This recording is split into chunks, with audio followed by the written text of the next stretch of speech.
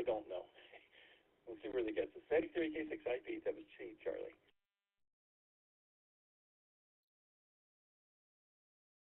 And you are correct with that. While Betamax had slightly better video quality, consumers preferred VHS because it could record a full 2-hour movie on a single tape. And longer sports events, especially when they went into overtime. Thanks for being out there, Bob and Lynn. Have yourselves a wonderful evening and great week ahead. Next up is our Thursday night net control operator, Ian, AE5ID.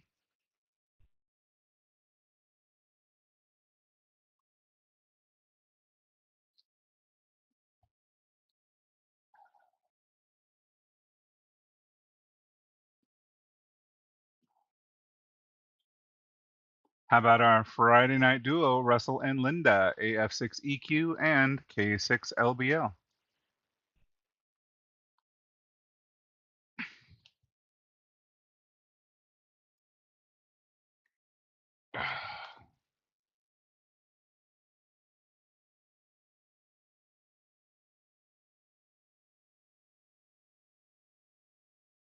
Next up is the first half of our Saturday night tag team, Scott, N7FGP, and I'm pretty sure he's out there because he was going to be my backup in case I was running late. Scott, good evening.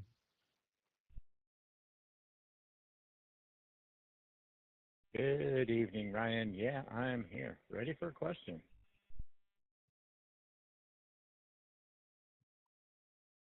All right, Scott, next question down our list. Why did Microsoft's Zune music player struggle to gain traction in 2006? A, it only played Microsoft branded music. B, it arrived 5 years after the iPod had already dominated the market. Or C, the battery only lasted 30 minutes.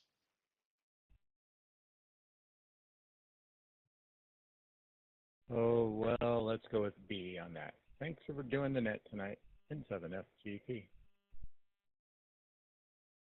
And you would be correct. Despite some innovative features, the Zune was simply too late to convince happy iPod users to switch ecosystems. I remember I wasn't a huge Apple fan myself, but the iPod, yeah, I once I got that, it's like, why do I want anything else? Thanks for being out there, Scott. Have yourself a wonderful morning and great week ahead. Next up is the other half of our Saturday night tag team, Wilt, WB7 VPI.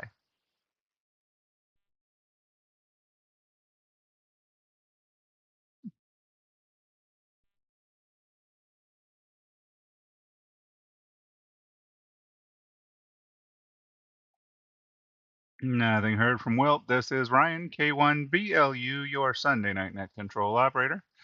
Next up is Little Al, N6MOT.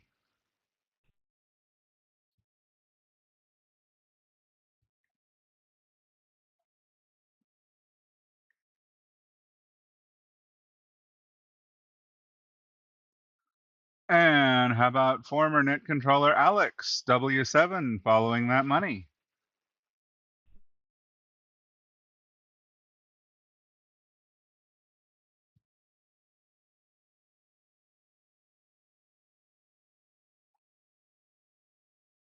And lastly, former net control operator Ronald, K4GET. Are you out there tonight?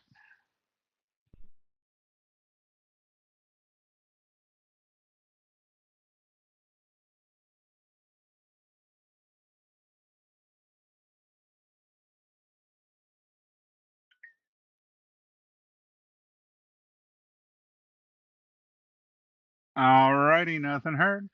Let's go ahead on down to our Wind System members section list. These are the members that help us keep the rent and power going for the many repeaters of the Wind System. And we do appreciate that. Starting off for top of that list is Steve, KB6WR.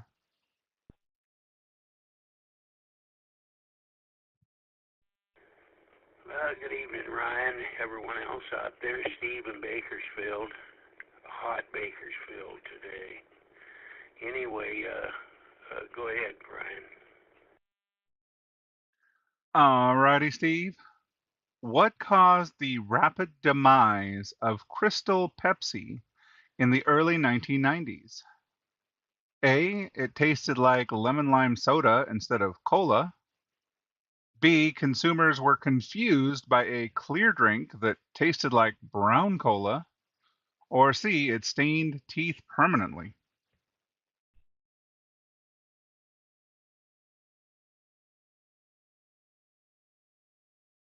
Yeah. What was the name of that drink? The Crystal Pepsi.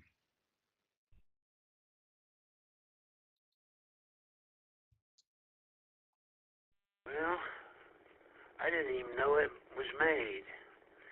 But anyway, I'll take B. Bravo. Thanks, Ryan, for the question. KB6WR.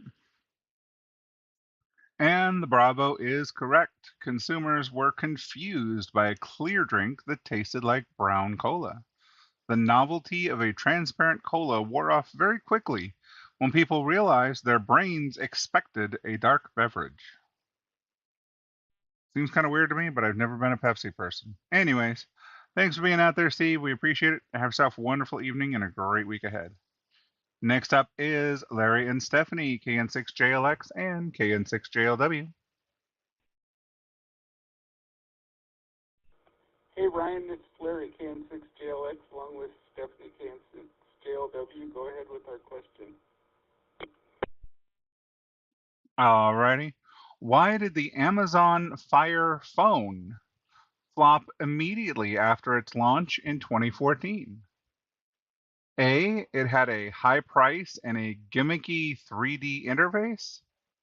B, it only allowed you to call Amazon customer service. Or C, the screen was only 2 inches wide.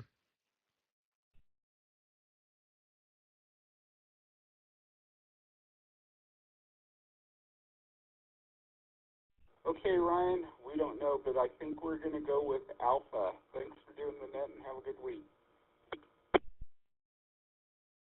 And you would be correct with Alpha. Consumers weren't willing to pay flagship prices for a phone whose main feature was a battery-draining 3-dimensional screen meant to sell Amazon products. Imagine if your phone just sat there and told you what Amazon products to buy. Ew. Thanks for being out there, you two. Have yourselves a wonderful evening and great week ahead. Next up is Tony, W6TL. Good evening, Ryan. Tony, Whiskey 6 Tango there in Oakland. Go ahead, please. Alrighty, Tony, your question for tonight. What physically uncomfortable reason caused the 1995 Nintendo Virtual Boy to fail? A, the controller gave people blisters.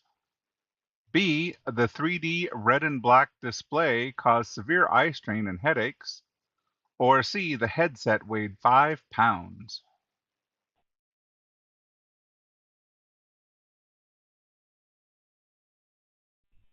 Well, don't know this one, but let me go with the headset weighing 5 pounds. Well, it was a little less than 5 pounds, but the monochrome red LED screens required users to hunch over the device, leading to nausea and poor sales due to eye strain and headaches. It just wasn't the right time. They didn't have the VR stuff for the eyes. People were getting sick of it. Thanks for being out there, Tony. Have yourself a wonderful evening and great week ahead. Next up is Benson, K6BEN.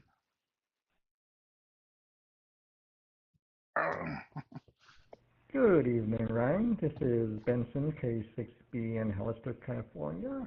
Let's see what I can get right today. Alrighty, Benson, your question for tonight. Why did the Google Glass wearable tech fail to catch on with everyday consumers? A, the battery caught fire. B, it made users look awkward and raised serious privacy concerns.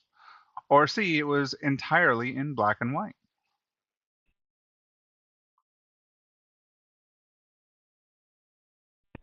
I believe it was the B. It was kind of goofy looking, and it looked like you were recording every interaction with other people, and they just didn't like it. So B, bravo. Anyways, thanks for hosting the net. K6BEN. And you would be correct. People were uncomfortable being recorded without their knowledge, leading some establishments to ban the devices entirely.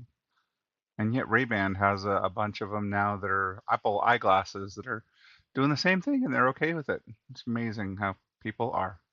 Thanks for being out there, Benson. Have yourself a wonderful evening and a great week ahead. Next up is Fred, W6FRC.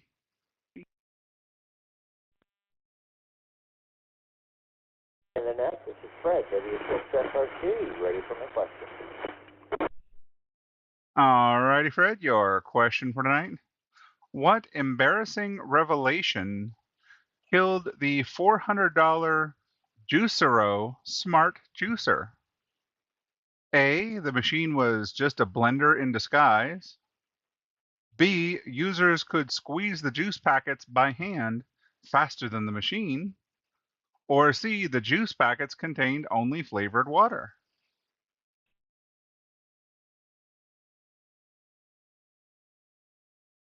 I think I've ever heard of that, but I'll go with A, Alpha.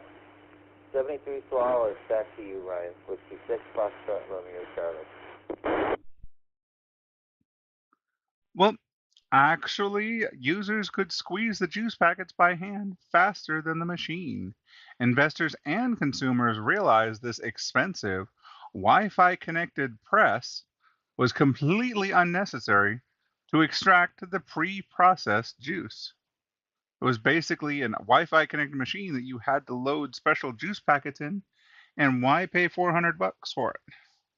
Unlike the K-Pods we put in coffee machines now, except that is ready in a minute. These pressers took a lot longer.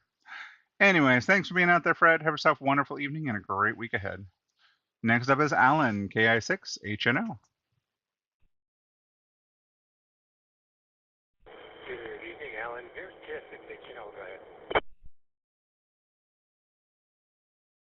Good evening, Alan.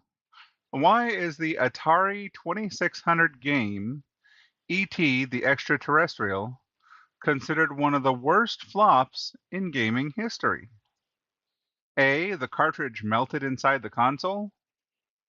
B, it was rushed in 5 weeks and was nearly unplayable. Or C, it featured graphic violence. Echo. How about Turn on Bravo? living room light bulb 1. Here's 6 HNO.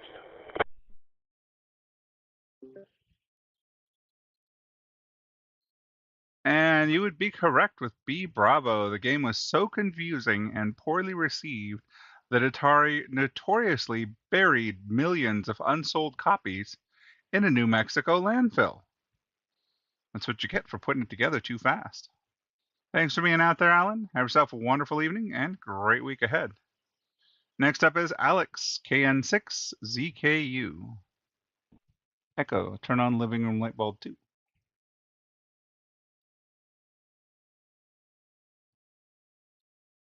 Echo, turn off the front room light. Much better. Nothing heard from Alex. How about Bruce, KM6, Zebra Unicorn Chihuahua? Good evening, Ryan. This is Bruce in beautiful downtown Chihuahua, Lion. Go ahead with my question. Good evening, Bruce. Despite its fame from Back to the Future, why did the DeLorean DMC-12 flop commercially? A, it was dangerously fast. B, it was heavily underpowered and plagued by production delays. Or C, the gull-wing doors were illegal in some places.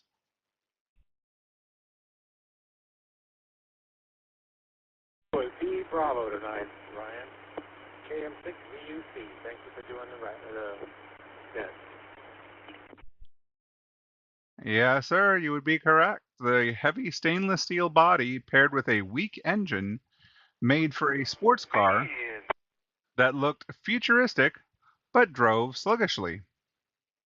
That's probably why when he said you made a time machine out of a DeLorean, well, I needed a train to get it up to 88 miles per hour. Anyways, thanks for being out there, Bruce. We appreciate it. Have yourself a wonderful evening and great week ahead. Next up is Jack, KJ6YAO. Good evening, Ryan. This is Jack. Fire away. Good evening, Jack. Your question for tonight. What 2011 Netflix decision, quickly reversed, became a massive PR disaster? A. Splitting its DVD and streaming services into two separate websites called Quickster. B. Deleting all comedies from the platform. Or C. Forcing users to buy a dedicated Netflix television.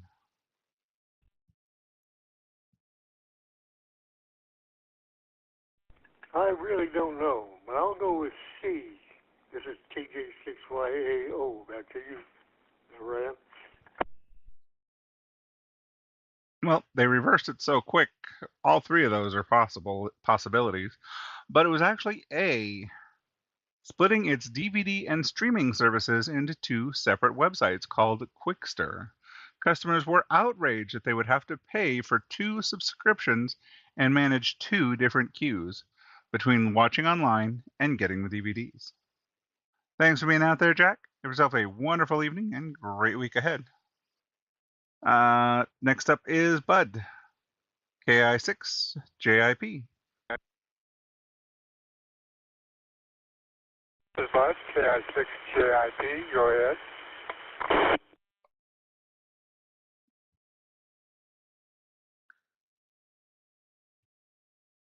Good evening, Bud. Your question for tonight. Why did the Segway PT fail to revolutionize urban transportation as promised in 2001?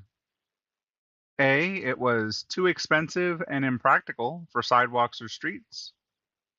B. It required a motorcycle license to operate. Or C. The battery only lasted 1 mile.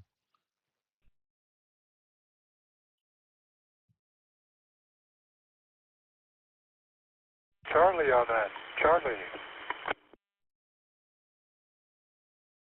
Well, not entirely. It was actually too expensive and impractical for sidewalks or streets. With a $5,000 price tag, the bulky device was relegated to mall security guards and tourist groups rather than daily commuters. The Segway PT is I believe, the three-wheeled one that looks kind of weird. You see security driving it around, but it just didn't. Too expensive. $5,000 for this stand-on thing that you go down and buy a small used car for that. Thanks for being out there, Bud. We do appreciate it. Have yourself a wonderful evening and great week ahead. And next up is Gar, W6AXM. I have one.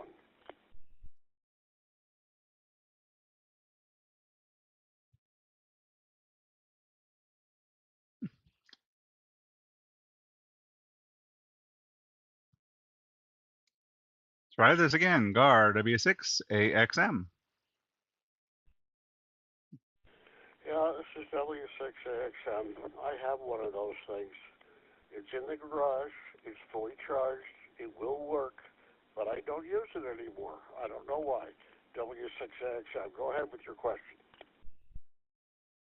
I thought that was your voice saying you had one. Yeah, I saw those at one time, but they look cool. Anyways, your question for tonight, sir. What is widely considered the main reason the Pontiac Aztek flopped in the early 2000s? A. It didn't have a steering wheel. B. Its bizarre, boxy exterior design was universally mocked. Or C. The engine only ran on diesel.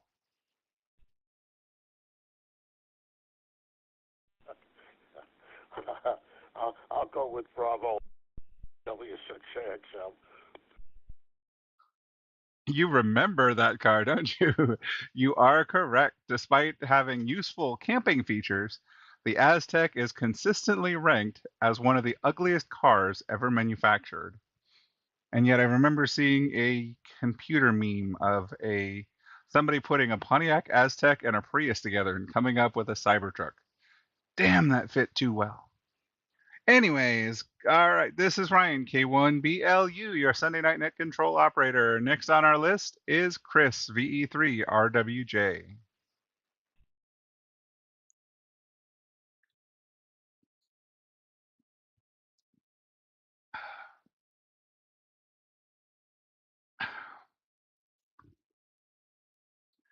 Alrighty, nothing heard from Chris. That brings me to the bottom of the Win System members section of our list. Again, we'd like to thank you guys for being members of the Win System and helping contribute to keep the system up and running. And if anybody else wants to get that warm, fuzzy feeling for contributing or get called a little earlier in the evening, you can go to the Win System website, winsystem.org, and click that contribute button and help us out. Moving on down to our Sunday night roster, first and foremost is Chris, W1MER.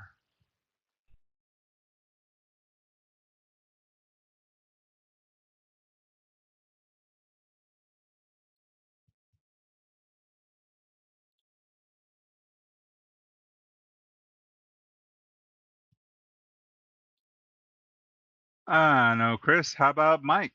KN6MIK.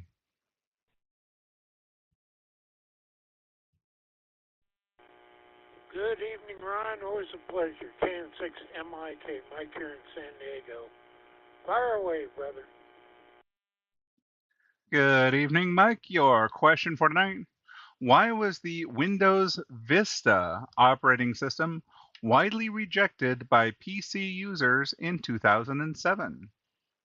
A. It required floppy disks to boot. B. It was plagued by annoying security pop-ups and heavy system requirements. Or C. It removed the start menu completely.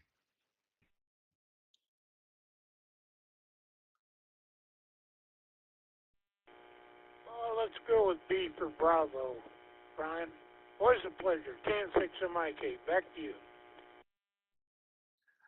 Yep, and you would be correct with B as in Bravo. Vista's constant user account control, prompts, and slow performance on older hardware drove many users right back to Windows XP. I was one of those. I didn't mind 95. 98 was an overbloat. 2000 was rock solid. ME sucked. XP was great. Vista was bad. Windows 7 was great. Windows 8 was bad. Windows 10 was okay. Windows 11, I'm not going to get into any more of that. Thank you for being out there, Mike. Have yourself a wonderful evening and a great week ahead. Next up, moving down to the other side of the globe, Robert, VK2DY.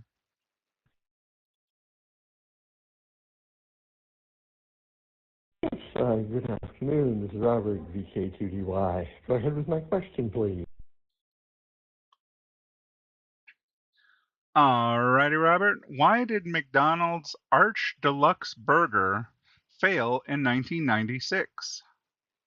A. It was aggressively marketed exclusively to adults who just wanted normal fast food. B. The meat was made of turkey. C. It was only sold at midnight.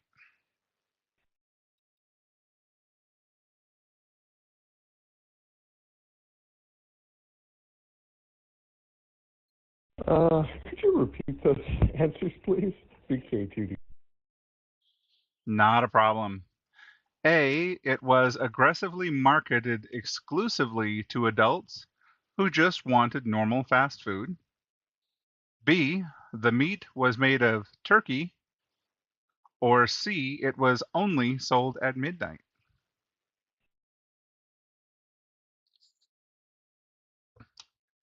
Yeah, VK2DY. I think that was their first attempt at being adults. That would be answer alpha, VK2DY. And you would be correct. McDonald's spent a fortune trying to sell a sophisticated, mustard-heavy burger to adults, ignoring that people go to McDonald's for familiarity.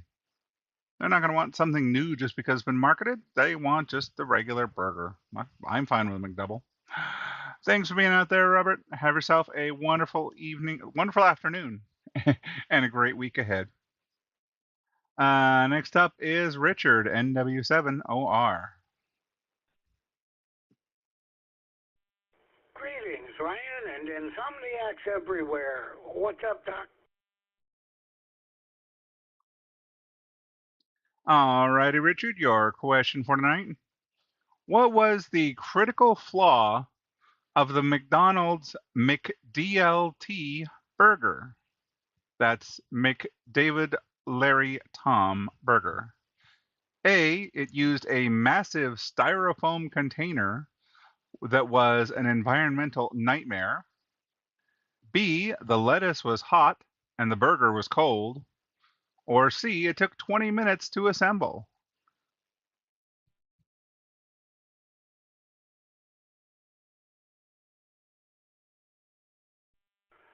Oh, boy. God, I barely remember that. I'm going to go with Charlie. Thank you kindly for all you do, and 7-3 to everyone. This is NW7OR. While I can see any one of those being a possibility, it was actually A. The dual compartment packaging designed to keep the hot and cold ingredients separate on the burger was phased out due to severe environmental backlash against polystyrene. Now, why they couldn't just use a cardboard box like they do nowadays for the like they do for the McNuggets, I don't know. But it was all because of the way they packaged it. And they've been doing away with those. The last time I got McNuggets, they gave it to me in a bag. Anyways, thanks for being out there, Richard. Have yourself a wonderful evening and a great week ahead. We'll listen for you next week. Next up, Peter, KE6RAX.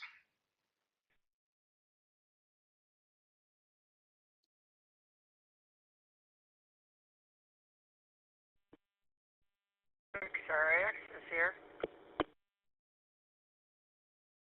There he is. Good evening, Peter.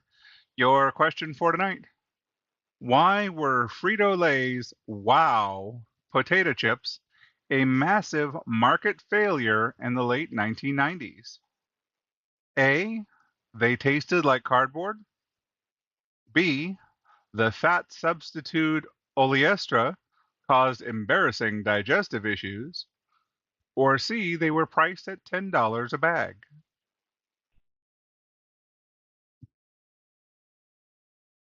I never knew there was a problem with them. Let's try Bravo, KE6RAX. Well, I think I tried a couple of them, but yeah, the chips promised zero fat, but the FDA required a warning label about abdominal cramping and loose stools coming from them. The fat substitute oleestra caused very embarrassing digestive issues on some people. I never had a problem, but then again, I've got a cast iron stomach, so. Thanks for being out there, Peter. Have yourself a wonderful evening and great week ahead. You were correct with your answer. Next up is Patrick, KI7LAG.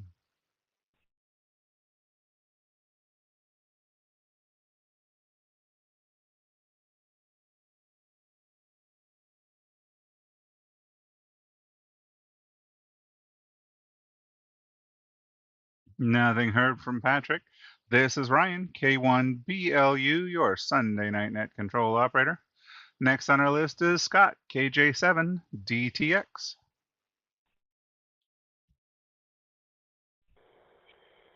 This is Scott and Gresham standing by. Good evening, Scott. Why did Harley Davidson's legendary motorcycles, Cologne, fail to sell? A. It smelled like actual gasoline. B. Rugged motorcycle enthusiasts had no desire to buy designer perfume. Or C. It melted the skin.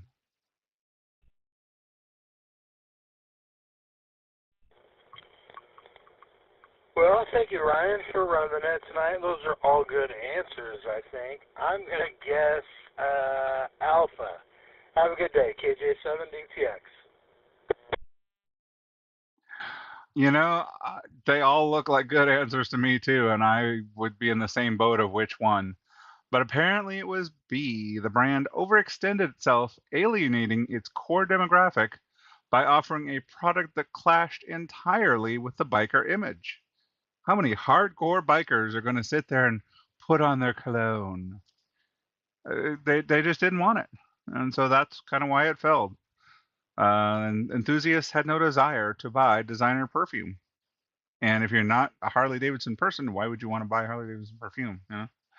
Anyways, besides, I prefer the smell of actual gasoline. Anyways, thanks for being out there, Scott. Have yourself a wonderful evening and a great week ahead. Next up is Dave, WA7DGY.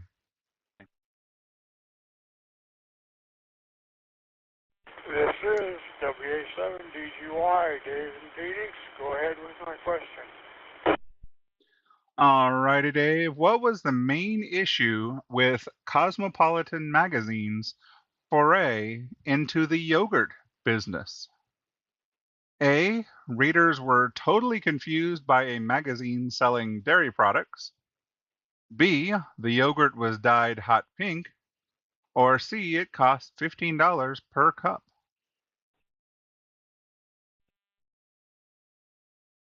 Let's try Alpha. You are completely correct with that. The lifestyle brand failed to realize that consumers do not associate relationship advice and fashion with perishable groceries like yogurt. It just did not work out. Thanks for being out there, Dave. Have yourself a wonderful evening and a great week ahead. Next up is Kevin, AI7GA.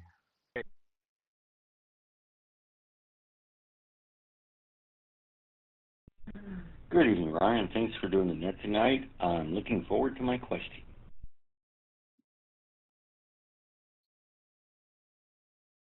All righty, Kevin, your question for tonight. Why did Bic's disposable underwear line flop in the 1990s? A. They dissolved in water. B. Consumers associated the brand with cheap pens and lighters, not intimate apparel. Or C. They were made of plastic.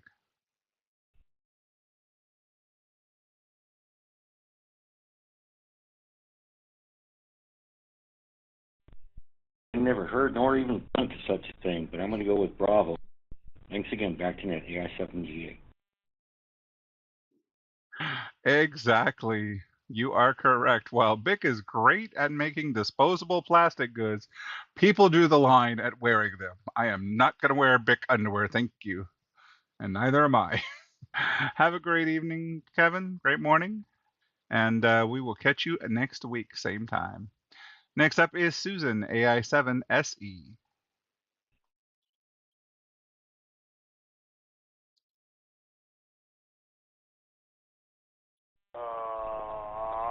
Well, Ryan, this is your lucky day. You get to ask me a question. I'm about a nut. All righty, Susan. Your question for tonight. Why did Coors Rocky Mountain Sparkling Water confuse consumers? A. It had alcohol in it. B. It was packaged to look exactly like a can of Coors beer. Or C. It was highly caffeinated.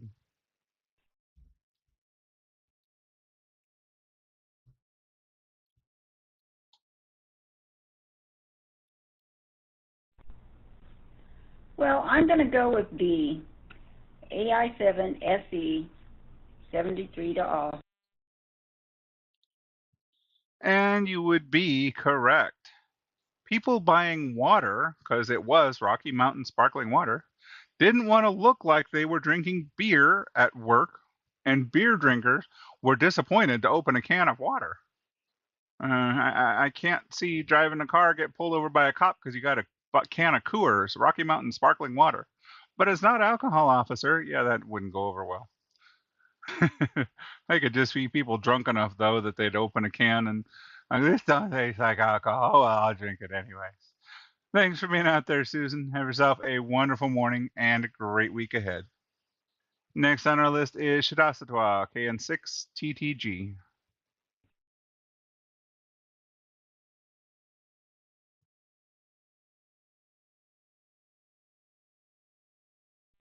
Great evening, Ryan. Thanks for conducting the net. K1BLU here. Go ahead with the question. Your question for tonight: why was Pepsi AM a commercial failure in 1989? A, it was meant to replace coffee, but people didn't want morning soda. B, it was highly carbonated and caused hiccups. Or C, it tasted like bacon. I don't know. I think I'd try a soda that tasted like bacon. I think I know where to get one. Well, while in reality I have no clue, well, let's go with Alpha. Have fun, everyone. Shuddha Sattva, Weaver, Wilke, and 6TTG. Well, I know you have a clue because you did get it correct. Despite having extra caffeine, the idea of drinking a cold, sweet cola at 7 o'clock in the morning did not appeal to the coffee drinking public. I don't know. I could go either way. Go for a cup of coffee or I could go for an energy drink in the morning, as long as it's one or the other, but not both. Anyways, I guess I'm not normal. Thanks for being out there, Tadaswa. Have yourself a wonderful evening and a great week ahead. Next up is Chuck and sometimes Linda, KN6YMF.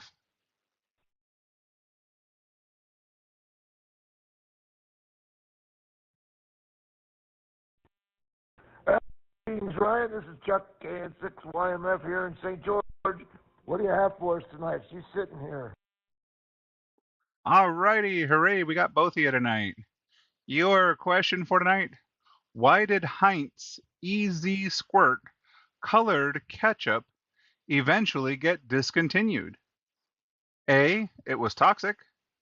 B, the novelty of purple and green ketchup wore off and began grossing people out. Or C, the bottles wouldn't squeeze.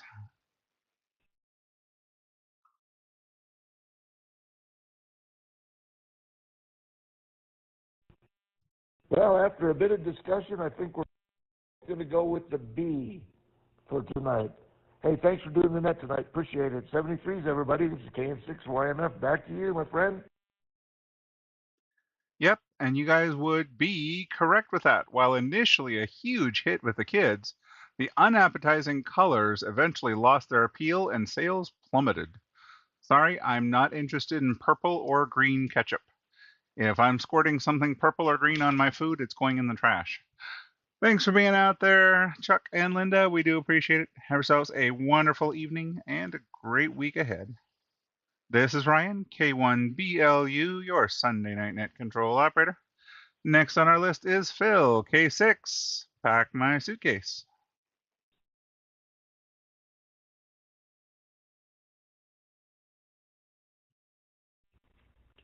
Good evening. This is Phil, K6. Pack my suitcase. Go. Alrighty, Phil, your question for tonight. What was the off-putting feature of the 1990s Orbitz beverage? A, it glowed in the dark. B, it contained floating gelatin balls that resembled a lava lamp.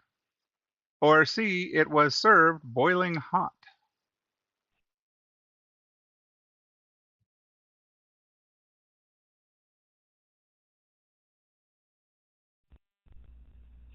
I'm gonna go with cognac.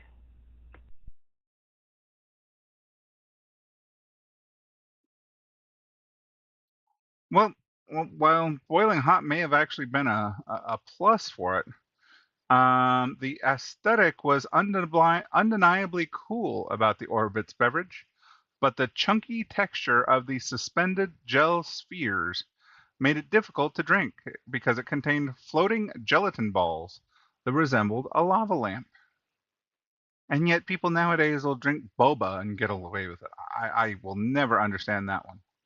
Anyways, thank you for being out there, Phil. We do appreciate it. Have yourself a wonderful evening and great week ahead. Next on our list is Charles, KF6GEN.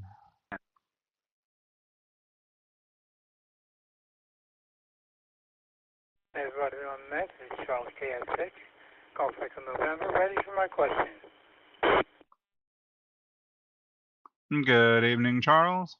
Why did the Sega Dreamcast fail despite being a beloved console? A. It had no games at launch.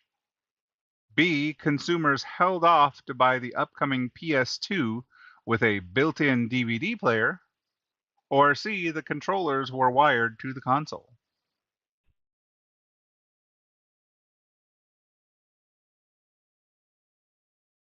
But we'll go for Bravo tonight. And you would be correct with that, Bravo. Sony's massive hype for the PlayStation 2 and its ability to double as a home theater DVD player, which the Dreamcast could not, completely overshadowed Sega's innovative system. Thanks for being out there, Charles. We appreciate it. Have yourself a wonderful evening and great week ahead. Next up is Joe, KD4STN.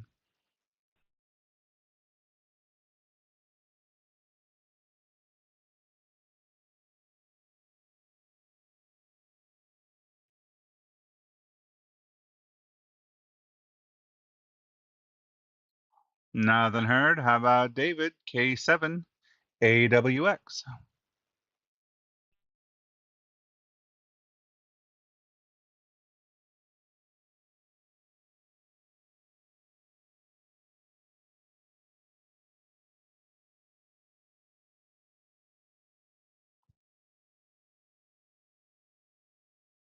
Alrighty, how about Glenn, KD5YYZ?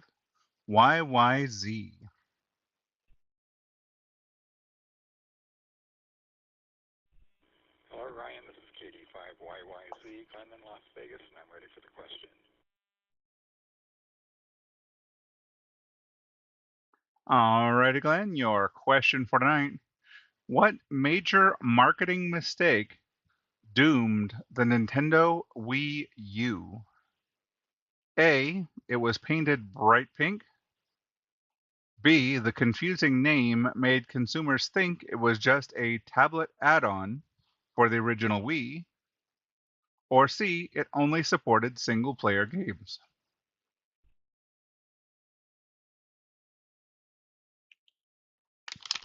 I think I'm going to guess Bravo on that.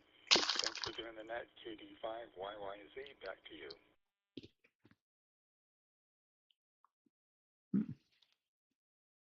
Nope, you would be correct with that, Bravo.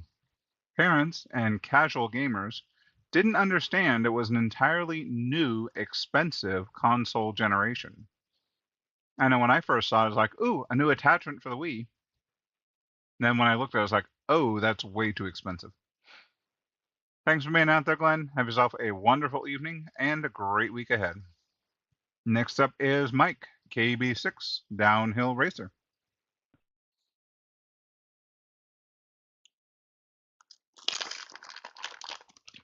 Pecans while I do the net here.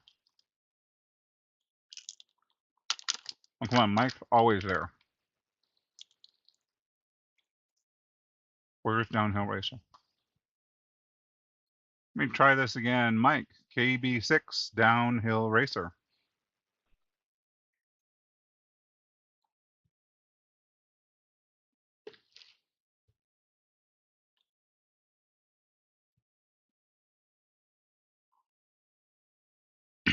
Not like him to not be out there. Hopefully he's just stuck in the salt mines and it's nothing major. Next up is Grant, KJ7WKX.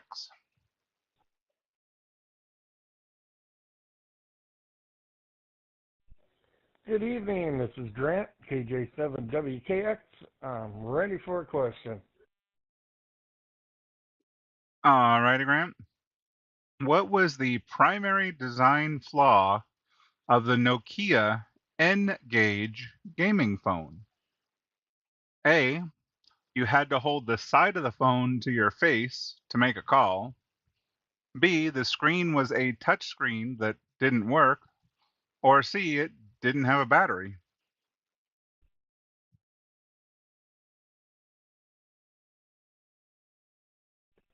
Well, I'm going to split the difference and go with Bravo on that one. Thanks for doing the net.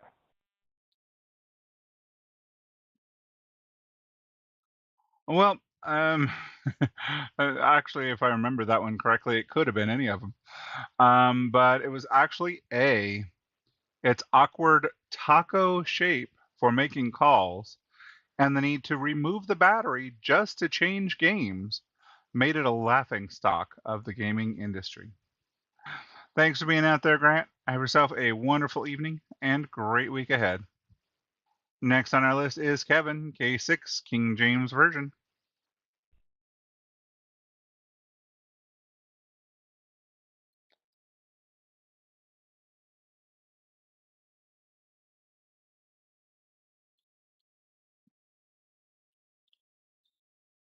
Alrighty, how about Todd, KD6, DIQ?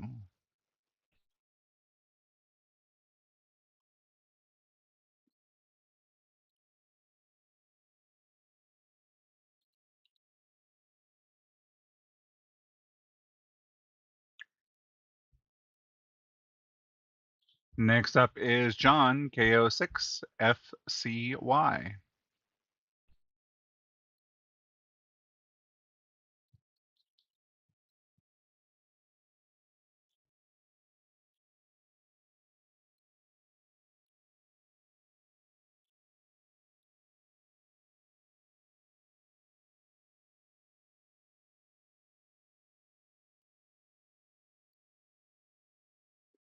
All right, how about Alvin, KG5, EGD?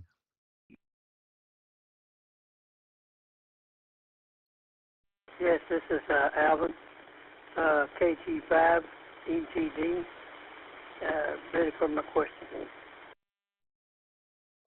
All righty, Alvin.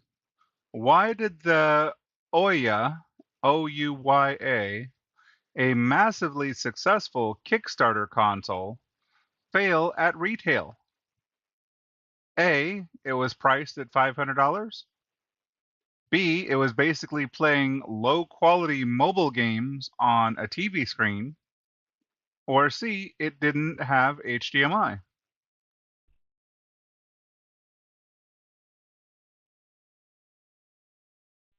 Well, I think I'm just going to go with B. I'm not sure, but I'm going to go with B. Alrighty, well, B is correct. Without compelling exclusive games or major studio support, gamers quickly realized their phones already offered the same experience, and they didn't have to plug it into a TV.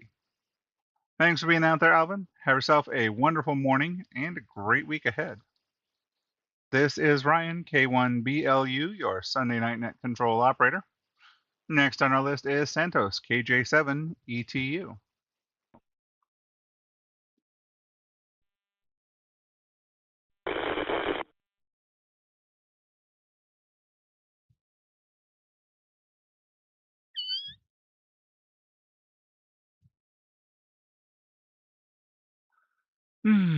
See, I got two viewers, and Sean message got removed.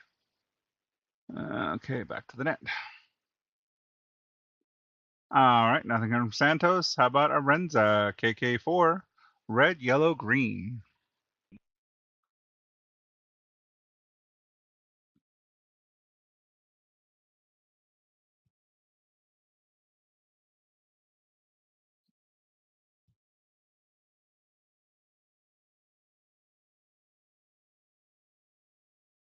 Next up, we have Eric, WN7, GYF.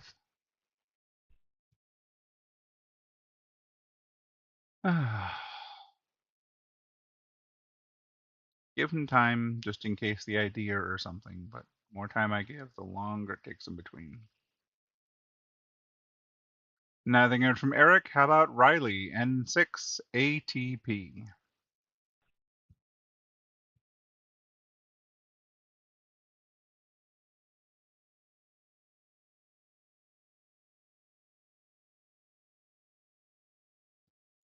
I think it was 2 weeks I haven't heard from Riley, too. It's not, I don't like not hearing people.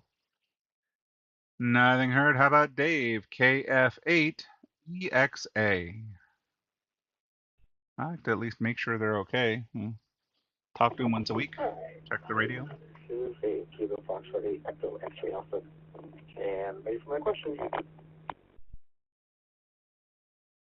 All righty, Dave. Good evening.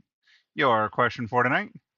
What did Microsoft's Kin phone line last... Sorry, why did Microsoft's Kin phone line last only 48 days on the market in 2010? A, it was aimed at young teens but required an expensive smartphone data plan. B, it couldn't send text messages. Or C, it was the size of a laptop.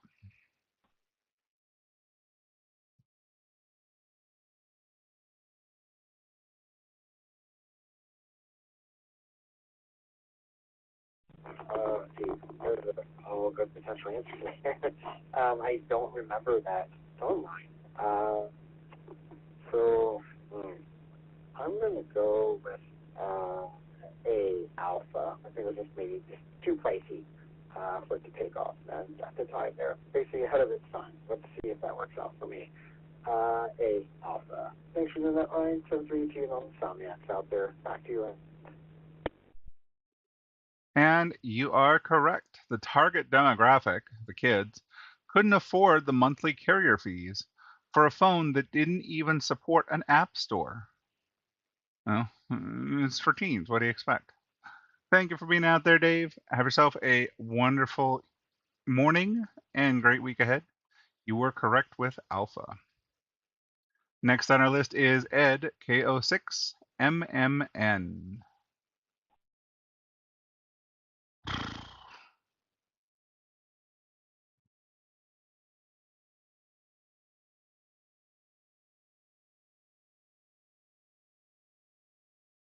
Nothing heard from Ed. How about Jason, KK7ZSH?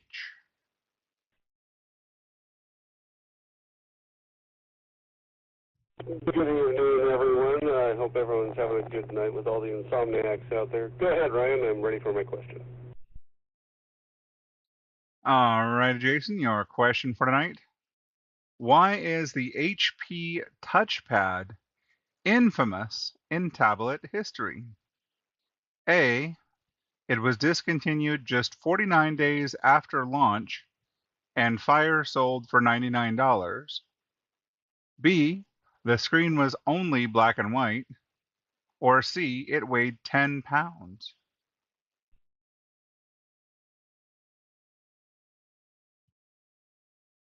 Well, Ryan, I looked up notes, but I'm going to go with A, because that sounds about right. It didn't last too long, if I remember correctly. Yeah. Have a great night, everyone. 73. KK7, ZSH. And you would be correct. Hewlett-Packard quickly realized they could not compete with the iPad, resulting in a legendary clearance sale that finally moved units. Hey, let's just get rid of them for $99 and sell out what's left. 49 days it got discontinued. Thanks for being out there, Jason. Have yourself a wonderful morning, evening, and a great week ahead. Next on my list is Eric, K06NUS.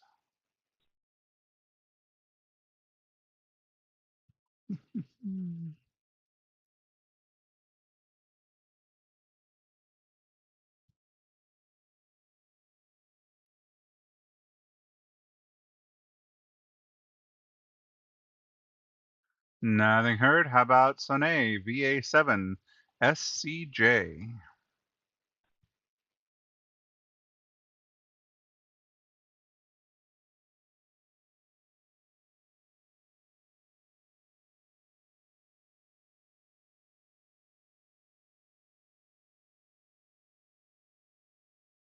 Nothing heard. How about Daniel, W7DJL?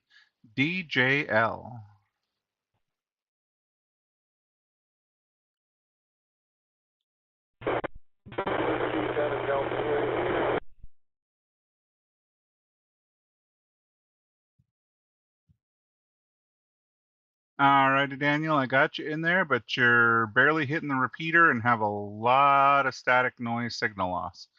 But your question is, why did the Apple Pippin console fail to make a dent in the gaming market in 1996? A, it only played audio CDs. B, it cost $600 and had an incredibly small library of software. Or C, it was made by a third-party toy company.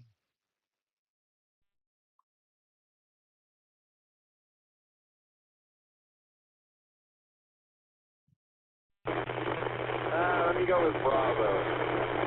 Bravo. Alrighty, well, you are correct with Bravo. At a time when the PlayStation and Nintendo 64 were taking over, nobody wanted to pay a premium for a weak multimedia player, just a small library of software. And $600 was a lot of money back in '96. Thanks for being out there, Daniel. Have yourself a wonderful evening and great week ahead. Next up is Brett, K2BEL.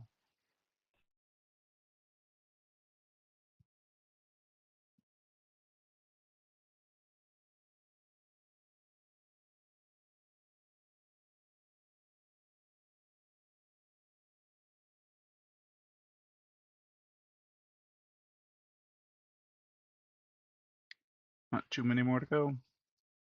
Nothing heard from Brett. How about Brian, KK7SMN? 6 more to go for the end of the net. Good evening. This is KK7SMN. I'm ready for my question tonight.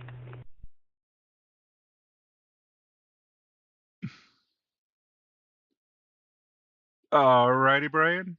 What physical defect plagued the beautiful Apple Power Mac G4 Cube? A, the mouse would shock users. B, the clear acrylic casing was prone to noticeable cosmetic cracking. Or C, the power button was on the bottom of the computer.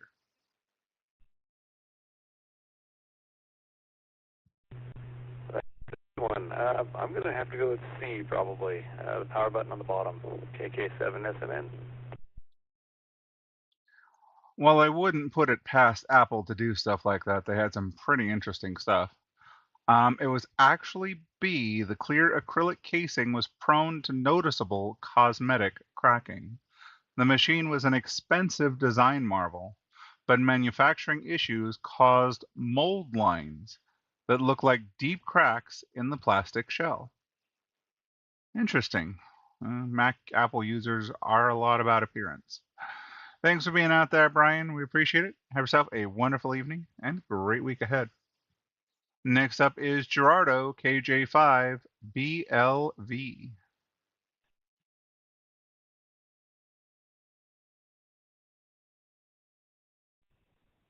Good evening, Mr. Ryan. Everyone else on the net tonight, doing well. So ready for my question, KJ5 Bravo Lima Victor. All right, Gerardo. What artificial limitation ruined the Motorola Roker ROKR E1, the first phone to feature iTunes? A, it could only hold exactly 100 songs regardless of storage space. B, it only played music out of the speakerphone. Or C, it required a wired connection to the wall.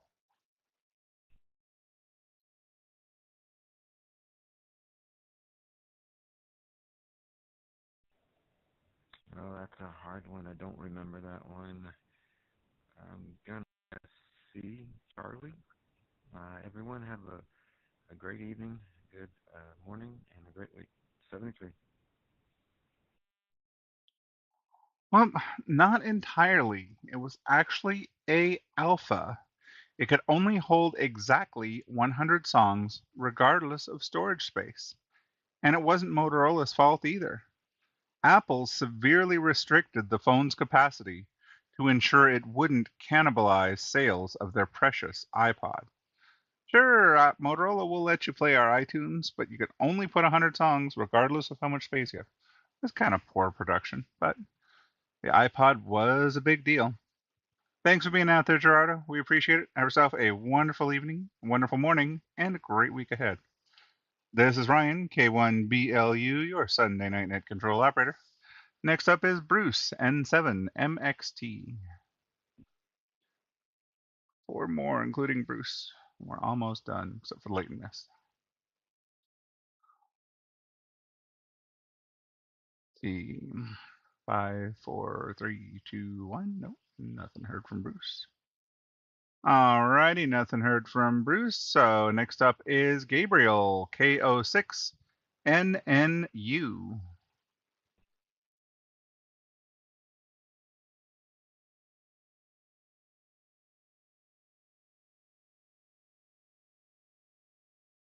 Three, two, one. Nope.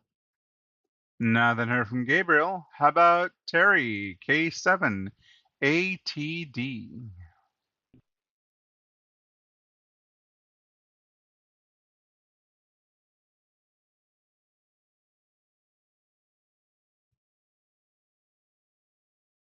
Nope. Nothing heard from Terry, which brings us to the bottom of the list. Last but most certainly not least, by any way, shape, or form, Gary, KJ7JXO. Go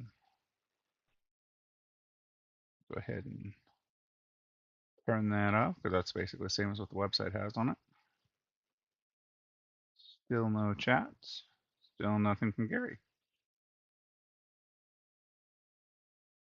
Alrighty, nothing from Gary. That brings me to the bottom of the Sunday night list. So, in normal Insomniac net fashion, we'll go back up and Leighton missed of our net controllers and system controllers. If you are a net controller or system controller and missed your chance to get in, now is your chance. Suffix of your call sign twice phonetically, please. Net controllers and system controllers only at this time.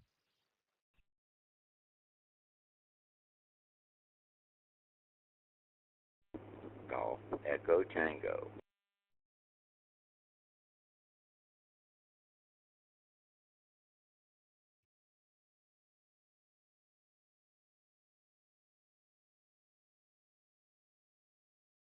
Ronald, welcome, welcome. We missed you earlier in the net.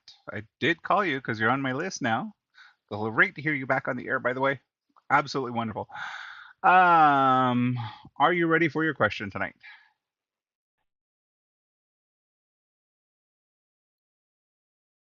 Yes, sir. I did hear you calling me, but by the time I got to the radio, it was too late.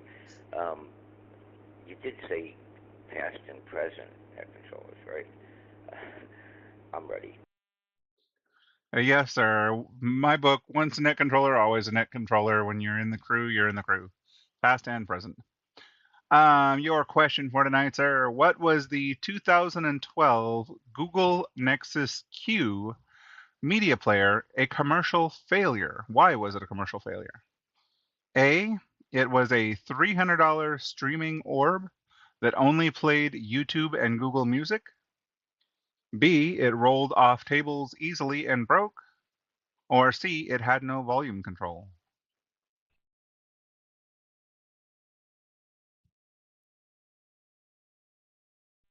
Is all of the above an option? Nope, it's got to be one of the three. Pick the most common of the three.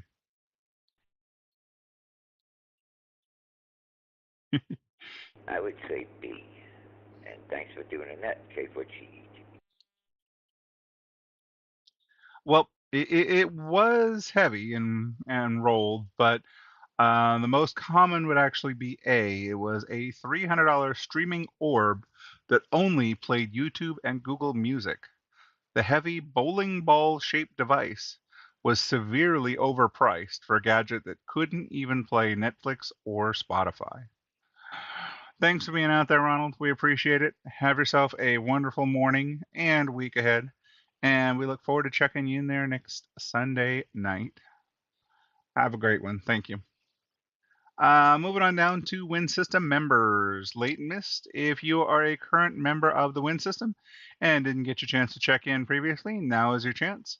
Suffix of your call sign twice phonetically, please. Wind System members only at this time.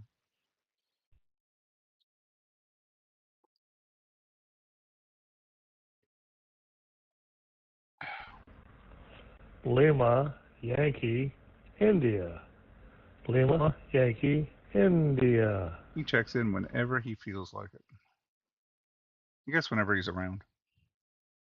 But he is a life Wind System member, so. And good evening to Wind System Life member for many, many years, Dave, KG6LYI. He says it all the time, so I might as well say it back. Yep, that's me. It's great to hear Ron out there. I haven't heard Ronald for years and years, so good to hear him out there. Anyway, I'm ready for a question. Go ahead. Oh, yes, I know. I was so excited last week when he checked in after, it's been at least 5 years since. I'm ecstatic that he's back on the system with us. Your question for tonight, sir. Why did the 3D television fad die out so quickly in the early 2010s? A, the TVs were illegal in Europe. B, they required expensive, clunky glasses and caused viewers eye strain. Or C, the TVs could only display 3D images and not 2D.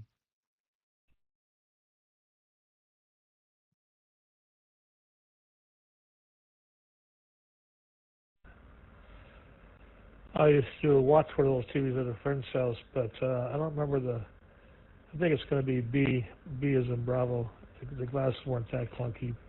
Let's try B. Have a good week there. Former neighbor, KG6LYI. See ya. Yes, sir. Former neighbor is right, and you are correct with B.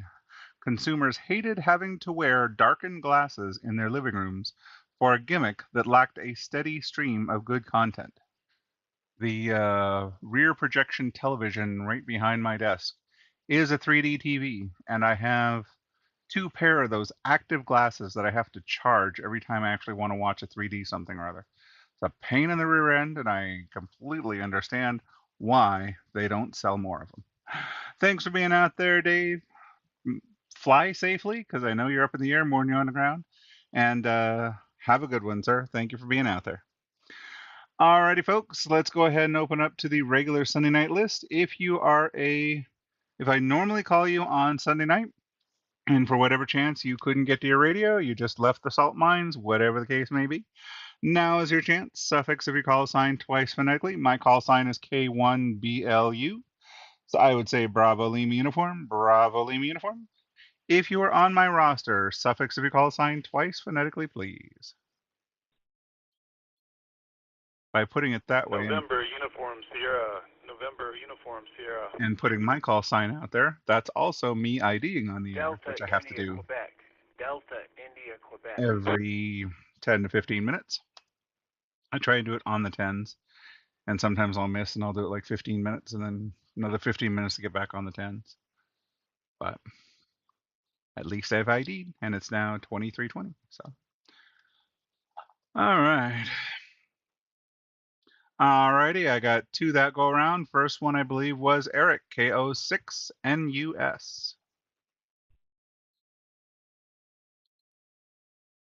KO6NUS, this is Eric in San Jose. You dropped out for a while. I'm not sure what happened there, but yeah, I'm ready for my questions. Or question.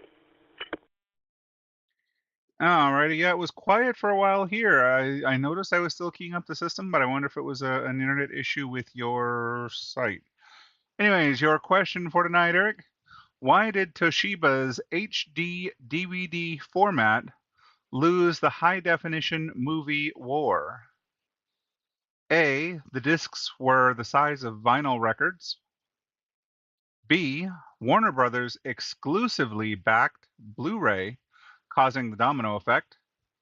Or C, HD DVD players could only play in black and white.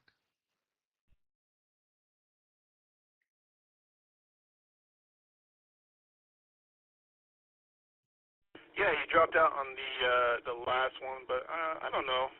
I recall there being very large discs back in the day that no one wanted, so I'll go with Alpha.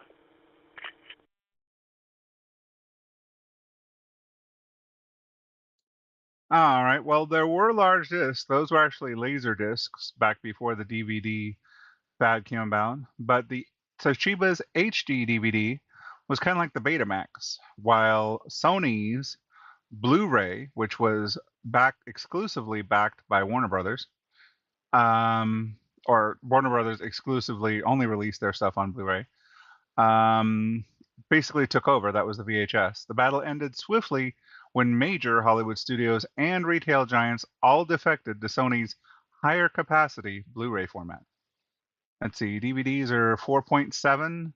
The HD DVDs, I think, were about 14 gigs, and the Blu-rays are 25 gigs. So, big difference.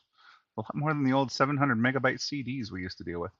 Anyways, thanks for being out there, Eric. Appreciate you checking in. Have yourself a wonderful evening and a great week ahead, and we'll catch you next week. Also, I believe I heard Todd, KD6DIQ. Good evening. This is Todd, KD6DIQ. Please go ahead with the question.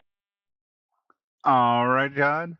What frustrating feature caused Circuit City's DivX, D-I-V-X, discs to flop?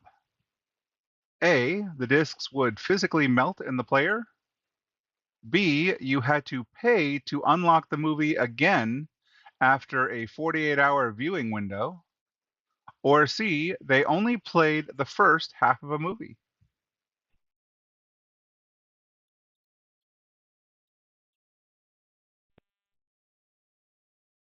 I have no idea.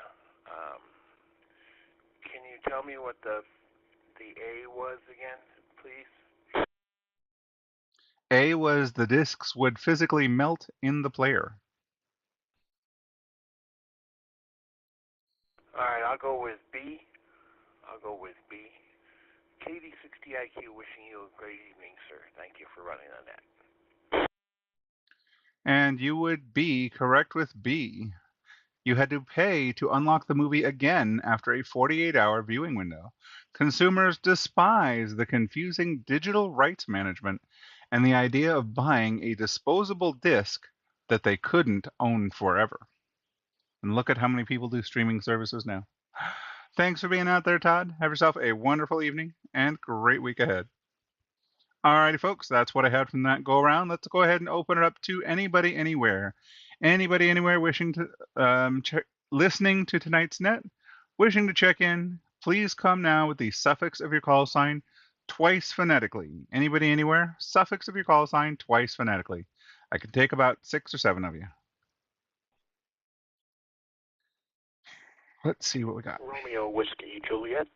Romeo Whiskey Juliet. RWJ. Juliet Yankee Uniform. Juliet Yankee Uniform. KYU. Whiskey Uniform. Layton. Whiskey Uniform. He usually emails. It's good to hear him on the air.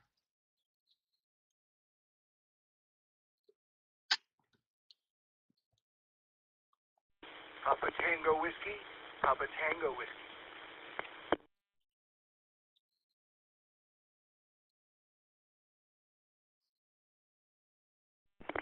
Bravo Echo Lima. Bravo Echo Lima. K2BEL finally checking in.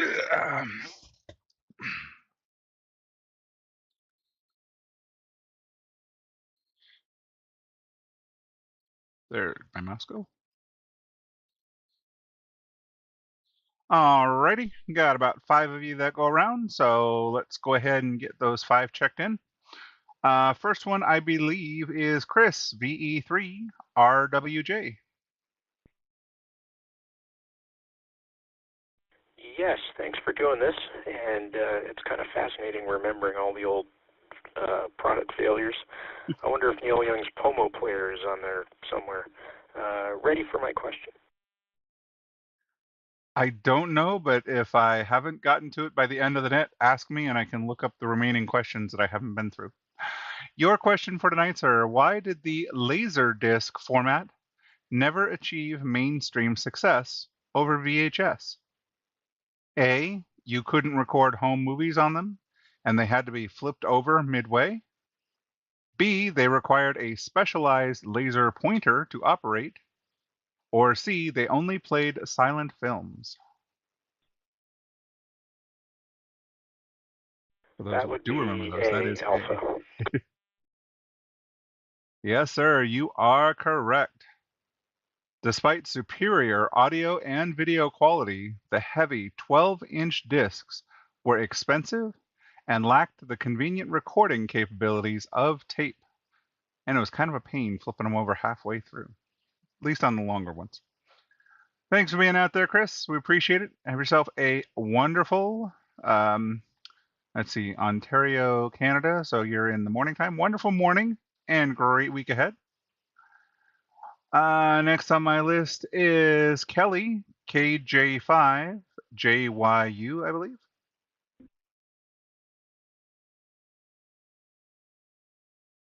Yep, this is Kelly, Richmond, Texas, KJ5JYU. Ready for my question.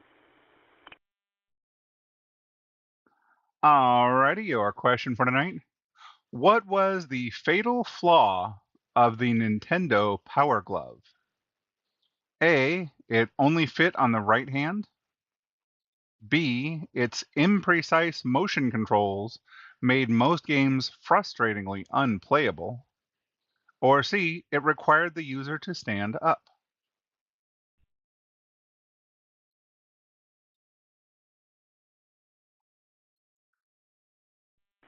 Let's see. Well, I'm left-handed. I'm going to go with Alpha. Well, you're not wrong, but it's not exactly the answer we're looking for. It did only fit on the right hand, and it was kind of marketed for right-handers, but it wasn't exactly the fatal flaw that took it out. It's the fact that its imprecise motion controls made games frustrating when even though you had it, it just didn't do what you wanted it to do.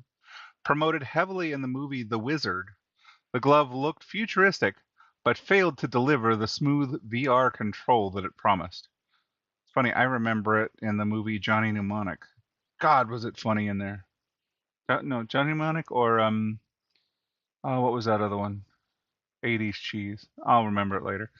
Thanks for being out there, Kelly. We do appreciate it. Have yourself a wonderful morning and great week ahead, and hopefully you can check in with us next week. Next on my list, I heard Lynn, KI5WWU. Great to hear you on the air.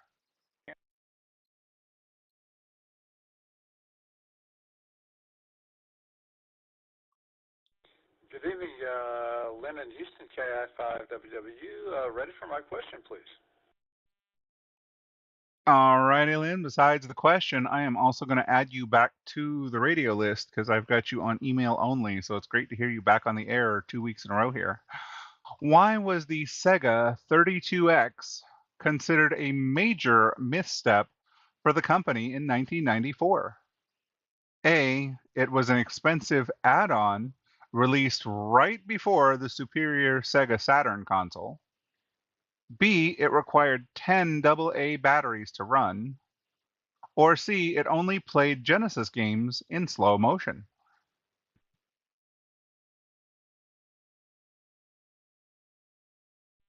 Great questions tonight, and I'm going to go with Bravo on this one. Back to you, and a wonderful night as always. KI5WW, Lynn in Houston. Well, not exactly Bravo on this one. It was actually an expensive add-on.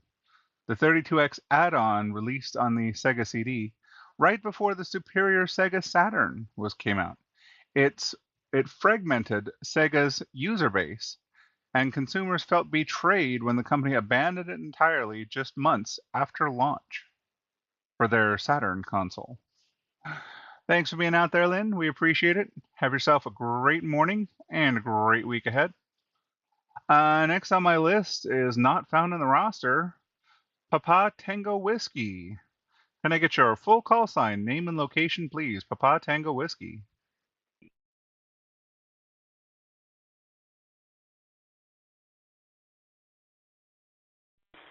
W6, Papa Tango Whiskey. This is Paul from the summit of the Santa Cruz Mountains.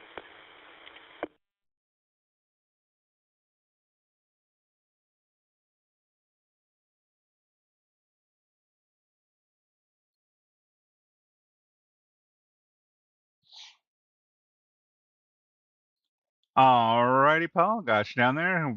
Whiskey 6, Papa Tango Whiskey. Welcome to the Insomniac Trivia Net. This net runs 365 days a year, come rain or shine. Each night of the week has a different net control operator. This is Ryan, K1BLU, your Sunday night net control operator.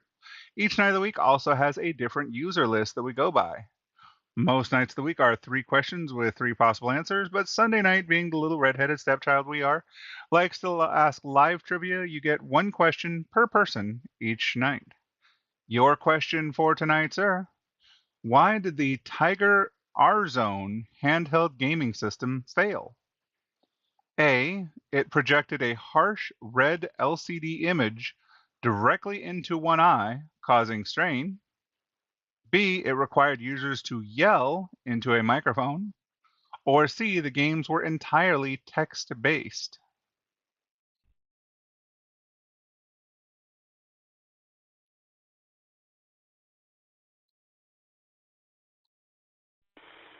Thank you for welcoming me, Brian. A complete guess here. I'm just going to go with Alpha, because that would bother me. W6, Papa Tango Whiskey. And anytime you don't know something on my net, I highly suggest guesses, because here we don't believe in somebody not knowing something. We believe in you learning something new. And you are correct with Alpha. The bizarre head strap design and primitive red graphics were a terrible attempt to cash in on the VR craze, and that red graphic LCD onto one eye did cause major eye strain. Thanks for being out there, Paul. Check in with us on Sunday night, one more week next week, and we'll get you added to our roster if you so choose. Last on that last go around, I do believe was Brett, K2BEL.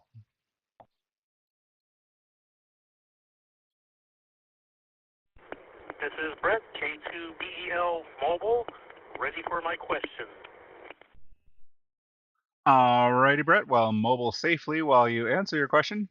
What bad timing contributed to the catastrophic failure of the Quibi, QUIBI, streaming service? A. It launched a mobile-only service right as a pandemic trapped everyone at home. B. It launched on the same day as Netflix. Or C. It featured public domain cartoons.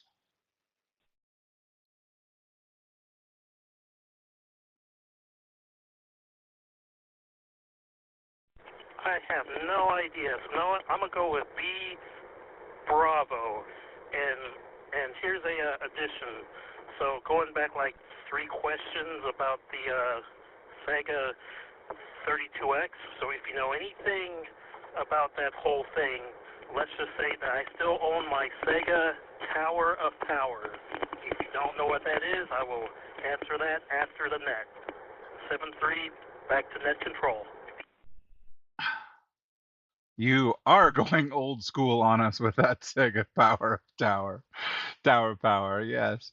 With this particular one, it was newer than Netflix, but it actually launched a mobile-only service right as a pandemic trapped everyone at home. I vaguely remember that Quibi streaming service. And the service raised $1.7 billion for on-the-go short videos, kind of like TikTok, but users had no commutes and simply wanted to watch normal TV. Hey, it was a pandemic. We were all pretty much trapped at home at that time.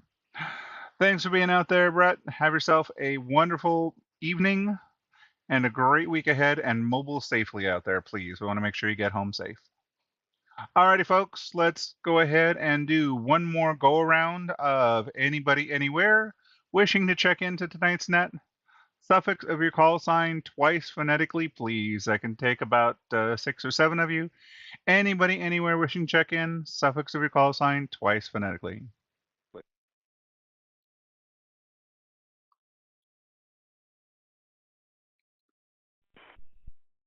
Echo Lima Sierra, Echo Lima Sierra. They turned Southern California on. Hopefully there's not an asshole out there. November Romeo Charlie. November Romeo Charlie.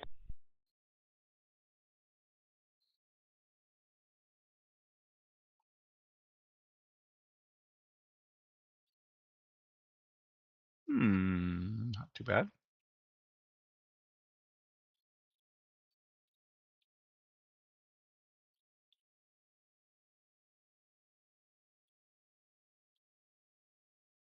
Alrighty, I got 2 people in that go around, both of which the magical spreadsheet here is not able to find. So we'll start off with Echo Lima Sierra. May I get your full call sign, name, and location, please? Echo Lima Sierra.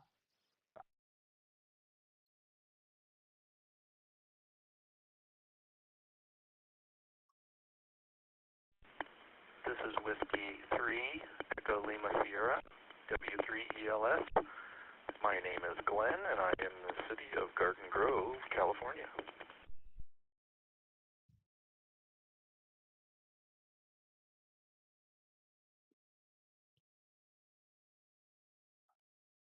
Alrighty, Glenn, you could have thrown me off the Garden Grove with the Whiskey 3, but I completely understand that because I'm a Whiskey 1 in Lakewood, California. So, good evening and welcome to the Insomniac Trivia Net. This net runs 365 days a year, come rain or shine. Each night of the week has a different net control operator. Most nights do 3 questions with 3 possible answers. Sunday, being your redheaded stepchild, has live trivia. We ask 1 question per person live as we go through it. Also makes it harder for you to Google the answers. Your question for tonight, Glenn. Next one on my list. Why did the Movie Pass subscription service collapse so spectacularly? A, they charged $10 a month for unlimited movies, losing money almost on every customer. B, they only allowed users to see movies that had been out for a year. Or C, the app required a 12-character password for every ticket.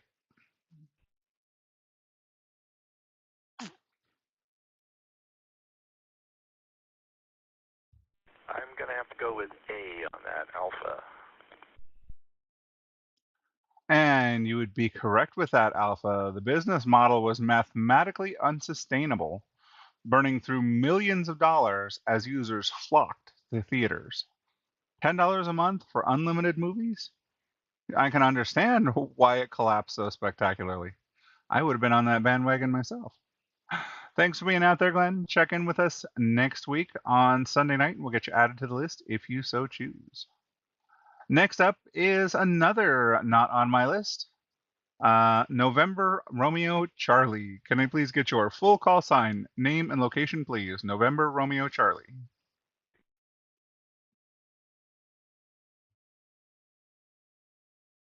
Yeah, Roger. It's Brendan here. Bravo Romeo Echo November Delta Alpha November, and in West Vancouver, British Columbia. So Victor Alpha 7 November Romeo Charlie is the full call. I have checked into the Insomniac net before, but anyways, back to you.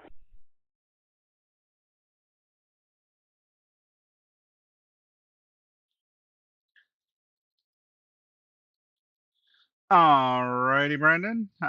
Victor Alpha 7, November Romeo Charlie. It's possibly checked in depending on how long ago. We are switching over to kind of a newer system. And so if you haven't checked in within the last year and a half or something, it has trouble finding you. But anyways, I got you down here for tonight. And again, the net is different net control operators for different nights of the week. So check in with me next week on Sunday night, and we'll get you added if you so choose. Your question helps if I don't unkey while I'm talking. Your question for tonight, sir. What went wrong with the Coolest Cooler, one of Kickstarter's most funded projects? A, the cooler was made of cardboard. B, it packed a blender and speaker, but the creator severely underestimated production costs. Or C, the internal battery constantly exploded.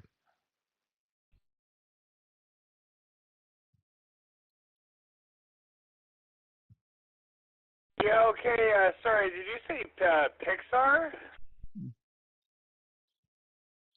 Nope.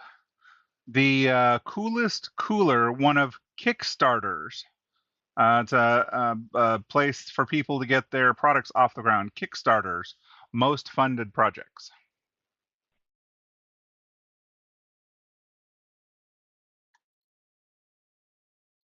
Okay, I had misheard that there. We'll go with Alpha. Oh, not entirely. It's actually Bravo. It packed a blender and a speaker into the cooler, so you had everything there. But the creator severely underestimated production costs. Thousands of backers never received their cooler because the company ran out of money trying to manufacture the overly complex gadget. I can see the frustration of wanting to get one because it sounds cool, ordering it, and then, oh, wait, we can't afford to make this thing. That's a bad design from the get-go. Anyways, thanks for being out there, Brendan. Hopefully you'll check in with us next week, and we'll get you added to our list. Alrighty, folks. It is... Boy, is it getting late. Let's do final call. Anybody, anywhere. Last call, suffix of your call sign, twice phonetically. Checking into the Sunday Night Insomniac Trivia Net. Final call, suffix of your call sign, twice phonetically, please. God, it's already 11:45. Where did the time go? Of 70 questions I asked for, I've gone through 46 of them. And 47 if you count the email one. Alrighty. Alrighty, nothing heard on final call. We'll go ahead and call it a net. I have not checked through the emails as of yet, so I will get those added to it. But the current scores are 49 people checking in via radio, 30 of those with correct answers, and 19 learned something new about these failed products. Let me go ahead and break for a reset. I'd like to thank each and every one of you for checking into tonight's net. I hope you guys had as much fun out there listening to these products and answers as I did doing the net here. If anybody has any idea of things to put in for the net, whatnot, I'm all ears. You all know how to reach me, K1BLU at winsystem.org. And again, this net is live streamed on YouTube, simulcast both on my channel, K1BLU, and the Insomniac Trivia Net channel, which is, again, look up Insomniac Trivia Net. It's out there on YouTube. And if anybody else wants to be a guest net controller, feel free to reach out. Ever wondered what it's like sitting in my shoes? You don't have the full reins. You don't have the full pressure. I'm still here to back you up, but you get a chance at doing the net yourself, if you so choose. Anyways, with that, I will go ahead and close up the net. It is 15 minutes till midnight here on the Pacific Coast. And we'll go ahead and return the frequencies back to normal, undirected amateur use. Good night, everyone. 7-3s, and we'll see you same bat time, same bat channel next Sunday night.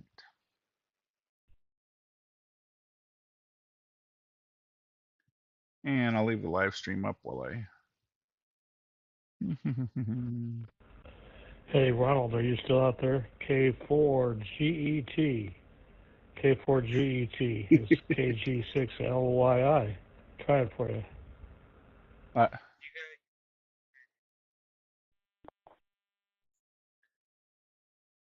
A to DC outlet. Had to wait for a donkey. Yeah, Dave, I'm still here. How's it going?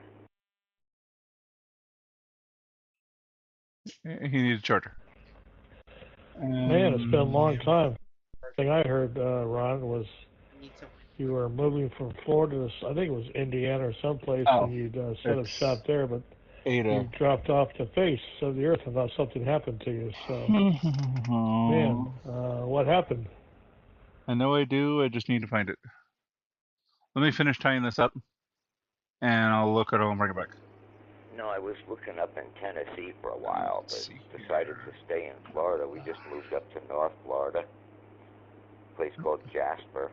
It's almost into Georgia. No, nothing major. I just needed a break.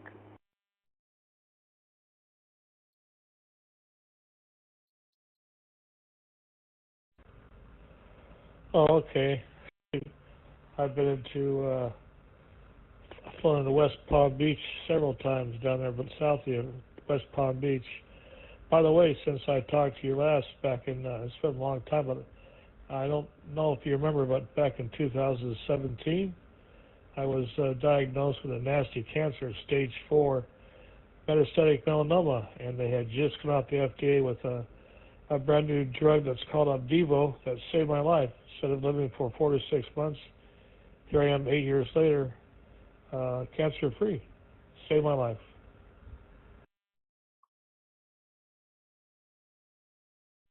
Yes, I do remember that, and it's great to still hear you, man. It's great to hear you out there.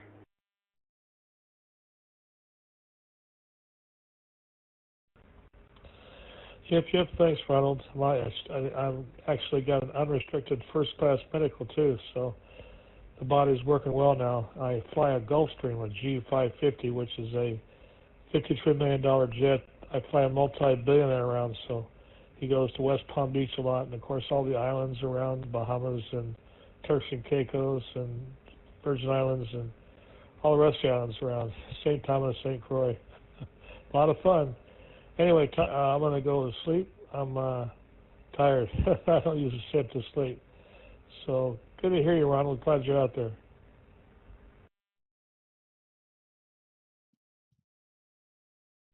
Oh, that must be your dream job. I used to hear you talk about the jet stream all the time. Yeah. All I'll come right, back on well, in that's here. cool. You have a good night. I'm going to hit the pillows also. K4GET.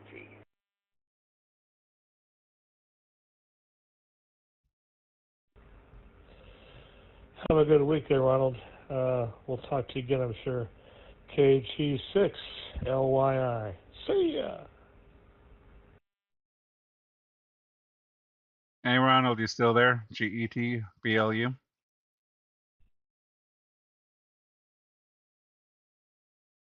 Yes, sir. I'm still here.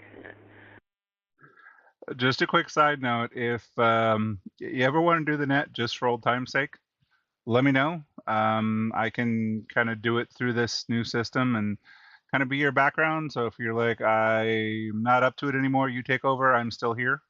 But I'd love to work with you on it if you want to get back on the air. Just FYI.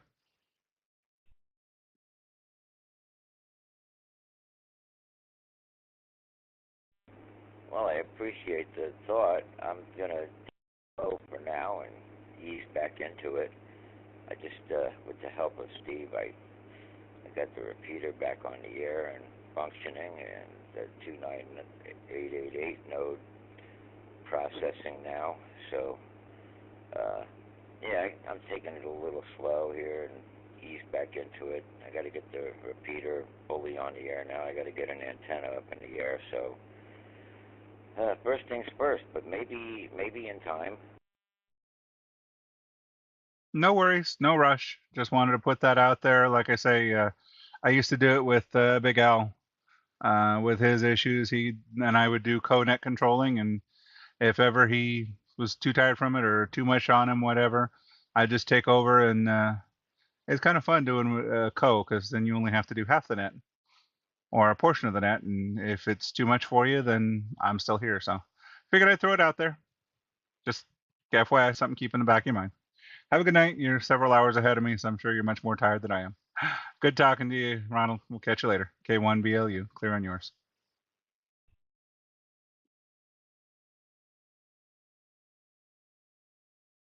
Yeah, I'm not ruling anything out. No, I mean, I just need to take it a little slow. I mean, I'm still I got to put an antenna up in the air. That's the main thing. And around here we have a lot of tall trees, so it's going to take a good beat to get that thing working good. But I mean, for around the house it works fine. But yeah, I mean, Ron, do you remember the Ron and Ron show? I've heard of it. It was a little before my time, but I've heard of it.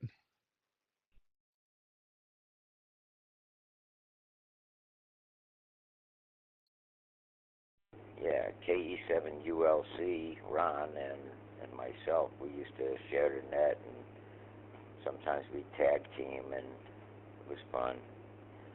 Called it the Ron and Ron Show. Yep, I remember. Yeah, I know Sundays are a little difficult. We kind of take after Herb, the Trivia King, MGW. I remember him. And I followed in Alex's footsteps doing live trivia every Sunday when he moved on to a different system. And by doing it online the way we do, we're both looking at the same sheet. We're both looking at the same questions.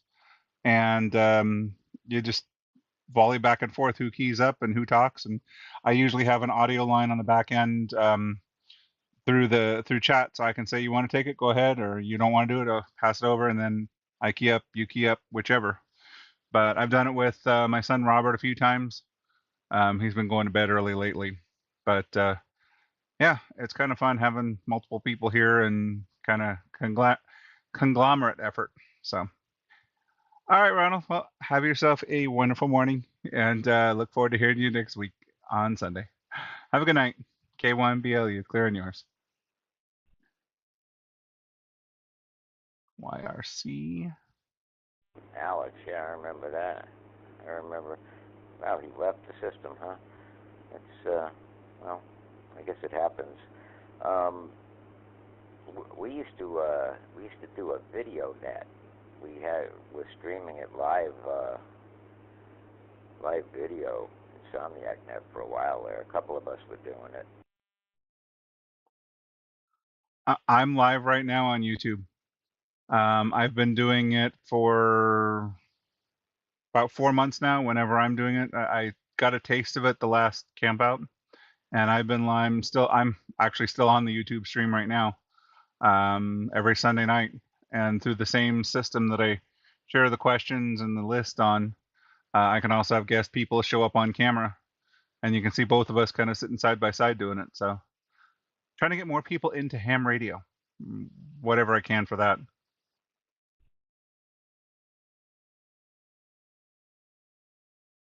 Yeah, roger that.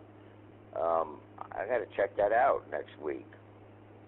What do I look for? Just Insomniac net or your call sign? Actually, both of them. I'm live streaming to both. Mine is K1BLU Communications. I did have a few how-to videos before I started doing it, but there's the Insomniac TriviaNet kind of list that I'm on, K1BLU Communications. And Brian created me an Insomniac TriviaNet channel to put both the TriviaNet for, campouts and whatever on. So I'm live streaming to both at the same time. You can catch it on both, but yeah.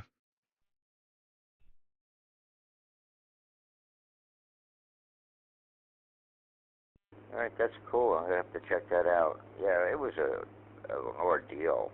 I mean, it was a lot of fun, but for the most part, it was a lot of work. Yeah, I kind of transitioned to a busy Sunday. I run the net. That's why I'm asking for other people to pitch in if they want. I run the net on Sundays. I'm my own background controller, so I don't have a background controller turning things on and off. They trained me for background. And I also run the streaming software to live stream it at the same time. So I'm constantly watching 3 different windows and setups for the net every Sunday.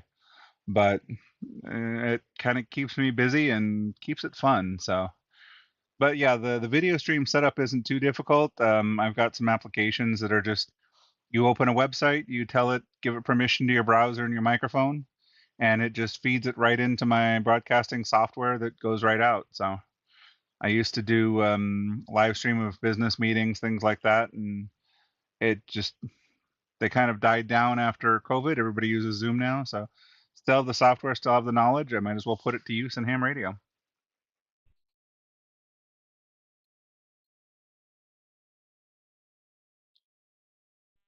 Yeah, I think they have that app somewhere on my phone. I don't think I've ever used it. Yeah, I can't even comprehend how they control anymore. But not to say much over the air there. Anyway, yeah, well, let me get used to being here, and then, we'll talk about it. No problem. I don't have a problem subbing sometimes. Just have to get used to things. Okay, yeah, I figured I'd toss it out there. I'm the one that kind of does a little more on air. Like, say, there's a website. I usually just give the ones who want to work with me, and then they log into that website, and then I can share my roster. We moved on to another system rather than using the spreadsheets. And so you can go right down the roster on that. And because I'm live trivia, I share the questions right there. So you can call the call. Robert usually just does the call signs. I've had my wife Jennifer ask the questions. I've had my mom say the answers because she's also a ham. So, I mean, you could just do part of the net. You can do, what you want, and I can do the background or whatever else. But it's kind of a good way to step into it. That way you're not, okay, I don't remember what I'm doing on all this, or there's too much to it. Pick and choose. Say, oh, okay, I only want to do this part, and go on from there. So figured I'd offer, because like I say, I'm already set up to do as many volunteer net controllers as they want. Even untrained people can come on here. Any ham can come on and do the net for me. And I'm still in control of the net. I still have the roster. I still have the questions, but they can kind of get the experience from here. So that's why I just figured I'd let you know it's not as difficult as it used to be. As long as you've got a way to get on the air and a computer that's online, that's all that matters.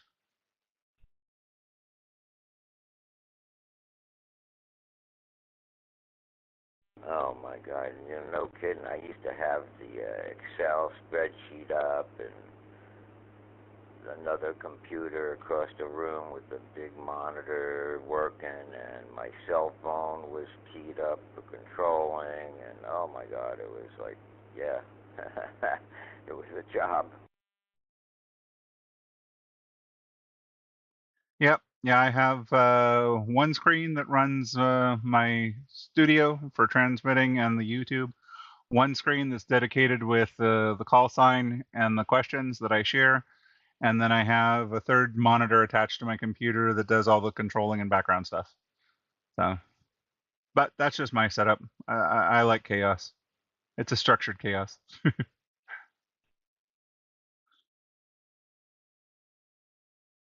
Yes, it was a structured chaos. I did it, well, I think it was a little over 10 years. And, like doing the live video, that was hard. That was, a lot of work for that. I had to redesign the whole living room. And, when you have family still living there and it's 2 o'clock in the morning, it's pretty tough.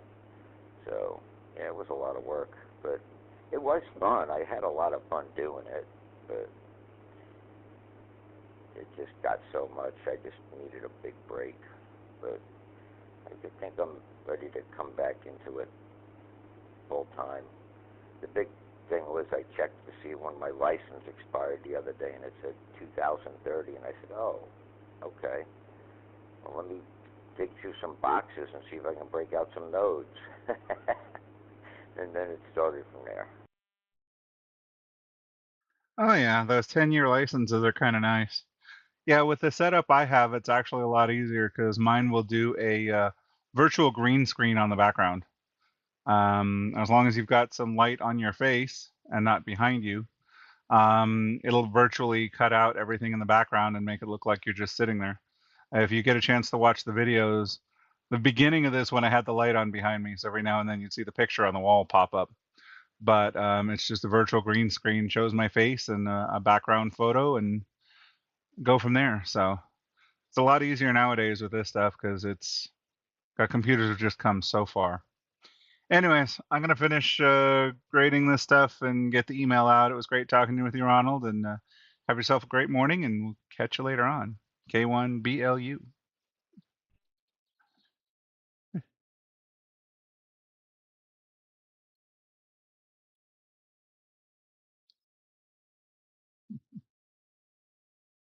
Yeah, it was nice to chat with you one-on-one too. And right now, man, I'm having some issues with my eyes. But like, I was looking at that the live net and the white background with the lettering, and I was looking at it on my cell phone, the first net, and by the end of the net, I couldn't see straight. Yep. Yeah, I've got. I cropped that page and put it on the live stream so people can follow along just on that little bit. But I think there's a way to do like night mode where you can do the darker background. I'll do that a lot of times myself. But that's nice. That's a nice thing about sharing it with me with this setup. If it gets too much or you have problems, I can take over and go from there, no problem. When Big Al had his health issues, every now and then he'd have to step away from the microphone for a minute or two. I did call 2 or 3 names, and when he came back, he just volley it right back to him. So, anyways, I'll catch you later.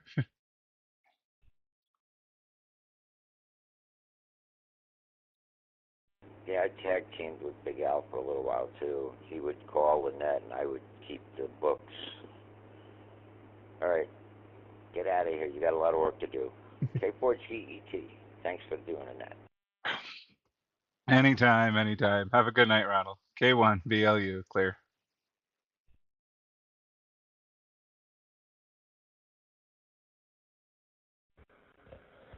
You guys talking about Big Al. When I was flying out of Addison, Texas, just next to Dallas, I fly down to San Antonio, and one afternoon I put him in the plane, and we went flying around for about an hour around the San Antonio area. So he had a total blast to fly in the plane and get a chance.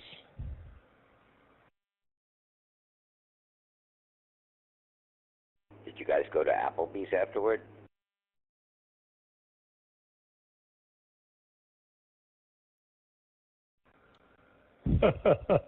As a matter of fact, you remember that because both Big Al and I loved Applebee's. So yes, we did.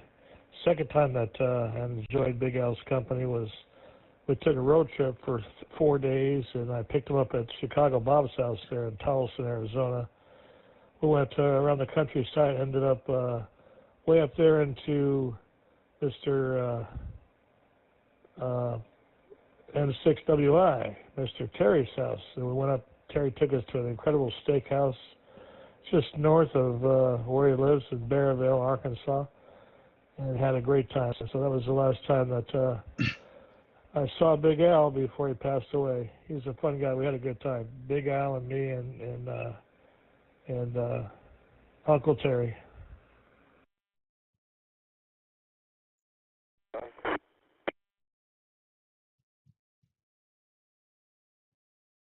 Yeah, someone just keyed up there. I'm going to let them take it in a second. Yeah, I met Big Al the one time at the camp out, but we chatted all the time, so I miss him. Anyway, I don't know if someone was trying to get in there. Go ahead. K4GET.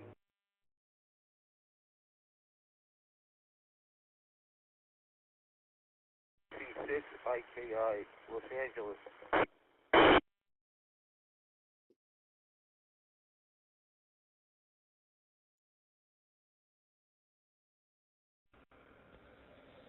IKI Los Angeles. Go ahead.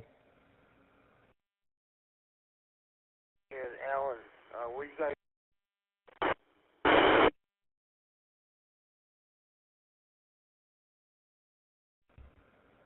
You broke up there. Something I think I heard you say, Alan, we high or something, and then you went away. Go ahead, try it again. KG6LYI.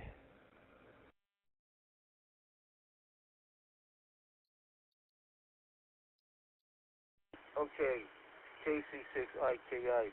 Where are you? What's your QTH? Where are you located?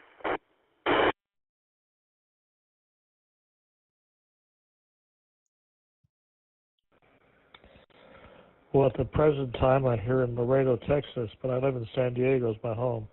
Currently in Laredo with the plane.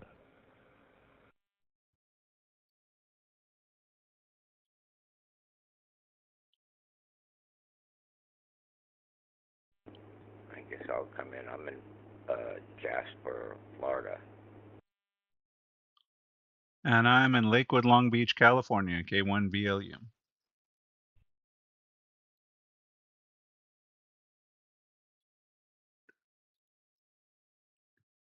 I heard all that. Is this the wind system frequency, Ron?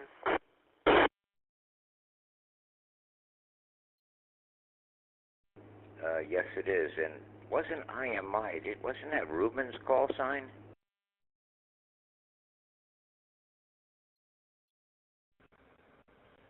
Ruben is KK6 IMI. KK6 India Mike India. That's his call sign.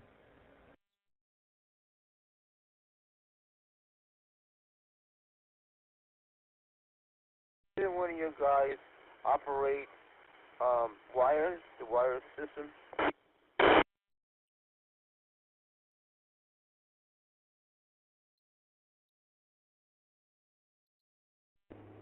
Not I. K4GET.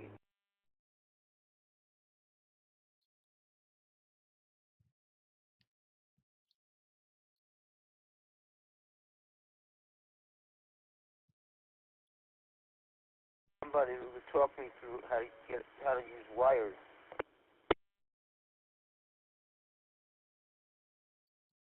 YouTube is your friend.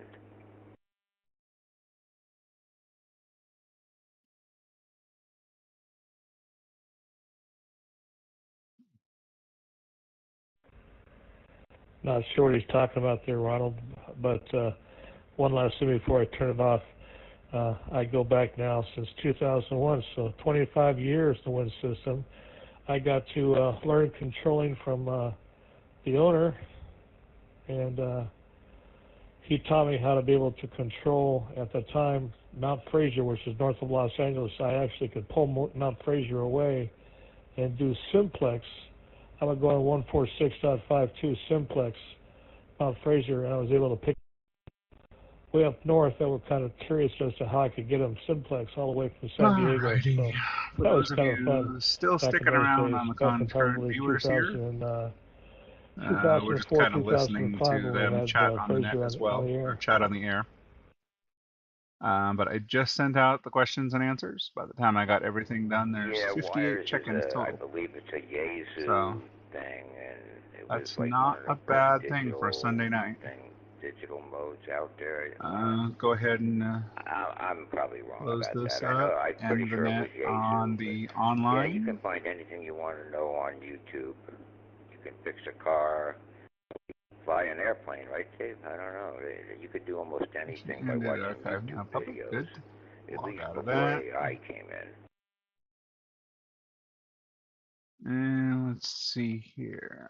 I can close that window. Not quite how to, Needed. well, it might teach you what to do, but until you get an And I'll go instructor, ahead and certified flight say instructor, goodnight to you and get guys. yourself your 40 hours End of this instruction net in and get your and go to designated bed, 'cause it's examiner 10 to minutes give you after a check midnight. ride so you can get your I gotta pilot's be up at license. 8 or You're something. not going to be flying a plane by yourself. Good night, everyone. I'll go ahead and mute the radio coming across. And it was great having you guys out there.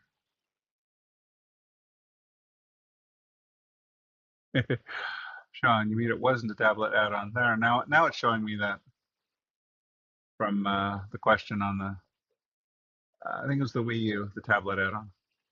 Anyways, good night, everyone. Thank you for being out there. If you want to be on this channel, feel free to reach out to me, K1BLU at winsystem.org. I'd love to have guest people out here, even if it's just a guest person in the room while I'm doing the net. It's YouTube. Trying to get people to ham radio, and this is one of the ways I can do it. I'm already doing the net. I might as well bring in people this way. So, a couple of viewers out there, but thank you guys for being out there, and we will catch you next Sunday night, hopefully on the live stream as well. Have a good one.